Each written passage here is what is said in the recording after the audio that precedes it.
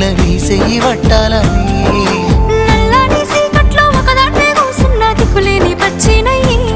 బావా నువ్వెప్పుడొస్తావని ఏళ్ళైపోతుండే పిల్ల ఎన్నెలొచ్చింది మన బతుకులా ఏలైపోతుండే పిల్ల ఏలు వట్టంగా వస్తున్నాయా